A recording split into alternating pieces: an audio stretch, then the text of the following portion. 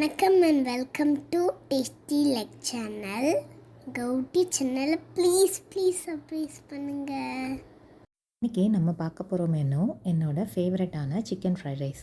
வாங்க எப்படி பண்ணலான்னு பார்க்கலாம். ஃபஸ்ட்டு ஒரு கிளாஸ் பாஸ்மதி ரைஸை அரை மணி நேரம் தண்ணியில் நல்லா ஊற வச்சு எடுத்துக்கோங்க. அப்போ தான் அரிசி சீக்கிரமாக வேகும். அடுத்து நம்ம சிக்கன் ஃப்ரைட் ரைஸ் பண்ணுறதுக்கு கொஞ்சம் வெஜிடபிள்ஸ் கட் பண்ணி எடுத்துக்கணும். அதுக்கு ஒரு சின்ன துண்டு கேபேஜ், கொஞ்சமாக பீன்ஸ், ஒரு கேப்சிகம், ஒரு கேரட், அப்புறம் ஒரு மீடியம் சைஸ் பெரிய வெங்காயம் இவ்வளவும் தேவைப்படும். இப்போது அரிசி நல்லா ஊறியாச்சு. இதை நம்ம வழக்கம் போல் சாதம் வடிக்கிற போல் ஒரு பாத்திரத்தில் தண்ணி ஊற்றி வேக வச்சுடுங்க. எக்ஸ்ட்ராவாக கொஞ்சமாக எண்ணெய் சேர்த்துக்கோங்க. அப்போ தான் அரிசி ஒன்றோடு ஒன்று ஒட்டாமல் வரும். 10 நிமிஷம் வேக விட்டால் கரெக்டாக இருக்கும். அதுக்கு மேலே வேக விட வேண்டாம். அடுத்ததாக சிக்கன் ஃப்ரைட் ரைஸ்க்கு நம்ம சிக்கன் ரெடி பண்ணோம். ஸோ சிக்கனை ஃப்ரை பண்ணிக்குவோம். சிக்கனை நல்லா கழுவி எடுத்துகிட்டு அதில் கொஞ்சமாக உப்பு, ஒரு ஸ்பூன் பெப்பர் தூள், கொஞ்சமாக மிளகாய் பொடி இவ்வளோத்தையும் சேர்த்து ஊற வச்சு ஒரு 10 நிமிஷம் கழித்து அதை நம்ம ஃப்ரை பண்ணி எடுக்கணும். 10 நிமிஷம் ஊறினா போதும். மசாலா லைட்டாக பிடிச்சிருந்தாலே போதும். பாருங்கள், நான் எண்ணெயில் போட்டு இப்போ பொரிச்சு எடுக்க போகிறேன். இப்போ பொரிச்செடுத்த சிக்கன் பீசஸை கொஞ்சமாக பிச்சு போட்டிருக்கேன். ஏன்னா கொஞ்சம் பெரிய பீஸாக இருந்துச்சு, அதை கொஞ்சமாக பிச்சு போட்டிருக்கேன்.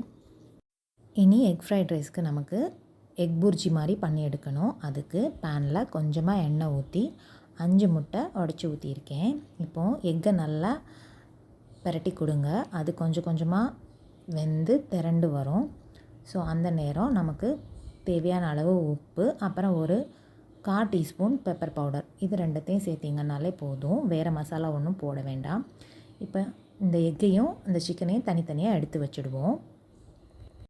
அடுத்ததாக பேனில் கொஞ்சமாக எண்ணெய் ஊற்றி ஒரு 4 பல் பூண்டை சின்ன சின்னதாக கட் பண்ணி வச்சுருக்கேன், அதை சேர்த்துக்கிறேன். அடுத்ததாக ஏற்கனவே கட் பண்ணி வச்சுருந்த அந்த வெங்காயம், அதை சேர்த்துக்கிறோம். வெங்காயம் ரொம்ப வேக வேண்டாம். ஸோ அதனால் உடனேயே பீன்ஸு போட்டு ஒரு 2 செகண்ட்லேயே கொஞ்சமாக கேரட், அடுத்தது கேபேஜ், இது எல்லாத்தையும் ரொம்ப நேரம் வதக்க வேண்டாம். ஒரு 2 நிமிஷம் வதக்கினாலே போதும். அப்புறமா கேப்சிகம் லாஸ்ட்டாக சேர்த்தா தான் நல்லாயிருக்கும். அதனால் கேப்சிகம் சேர்த்துட்டு அப்புறம் தேவையான அளவு உப்பு, ஒரு ஸ்பூன் உப்பு போட்டிங்கன்னா கரெக்டாக இருக்கும். அப்புறம் கொஞ்சமாக டொமேட்டோ சாஸ், நிறைய சாஸ் சேர்க்காதீங்க. 3 டீஸ்பூன் அளவு சாஸ் சேர்த்திங்கன்னா கரெக்டாக இருக்கும். அப்புறமா ஒரு டீஸ்பூன் அளவு சோயா சாஸ் இவ்வளோத்தையும் சேர்த்துட்டு அப்புறமா நம்ம ஏற்கனவே பொரிச்சு வச்சுருக்க சிக்கன் ப்ளஸ் வறுத்து வச்சுருக்க முட்டை. அடுத்ததாக நம்ம ஏற்கனவே வடித்து வச்சுருந்த சாதத்தை நான் ஒரு தட்டில் போட்டு ஆற வச்சுருக்கேன். பாருங்கள், ஒன்றோடு ஒன்று ஒட்டாமல் நல்லா தனித்தனியாக இருக்குது ரைஸு. இந்த ரைஸையும் இப்போது நம்ம ஏற்கனவே வச்சுருந்த சிக்கன் ஃப்ரைட் ரைஸோட இதோடு சேர்க்க போகிறோம். ரைஸ் நல்லா பொலன்னு இருந்தால் தான் சிக்கன் ஃப்ரைட் ரைஸ் ரொம்ப டேஸ்டியாக இருக்கும். பாருங்கள், இப்போ எல்லாத்தையும் நல்லா மிக்ஸ் பண்ணி விடுங்க. பாருங்கள், கொஞ்சம் கொஞ்சமாக மிக்ஸ் பண்ணுங்கள். பாருங்கள், நம்மளோட டேஸ்டியான ரொம்ப சிம்பிளான சிக்கன் ஃப்ரைட் ரைஸ் ரெடி ஆகிடுச்சு.